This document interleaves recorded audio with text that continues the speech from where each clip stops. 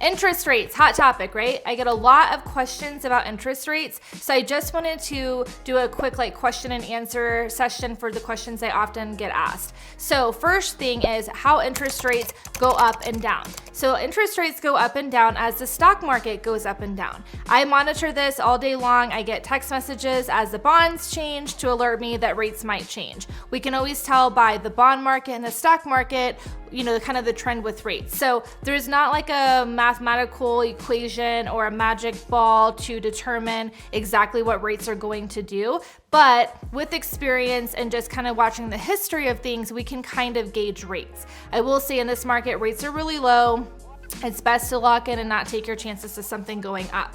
But a lot of times I get questions on, are we charging a higher rate to make extra money?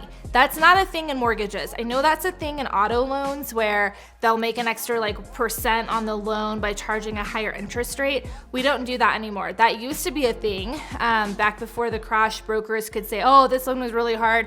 I'm going to charge this guy an extra 2 points and put it in my pocket. Doesn't work like that. Loan officers' compensation is set, so we cannot make extra off of a loan, nor can we take a loss on a loan. So we have a base rate sheet.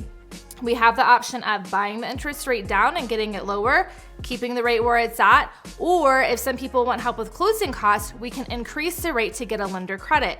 An increased rate that offers a credit automatically has to go to the borrower. It is not something that we can keep in our pocket for extra profit. So I think that's a misconception that I get a lot.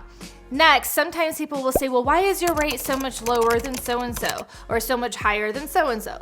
So again, interest rates are going to be pretty much similar across the board. Now, you will see some larger companies that have extra marketing expenses, they'll have a higher interest rate. You'll also see that once they see the rate that I've offered, they'll magically drop the rate. So they did not offer you the best execution from the jump, so be careful.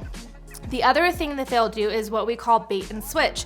They'll dangle a carrot of a lower interest rate for you, and then you get the fine print, and there's all these extra fees. There's unrealistic, down payment options that you weren't prepared for. So read the fine print. We're happy to look at those options with you as well. Hey, does this, lender's estimate look legitimate? What am I missing here? Whatever. We'll look at that stuff for you. So just know there's not a magic rate sheet. So if somebody's rate is so much lower than what we're quoting, let's see why.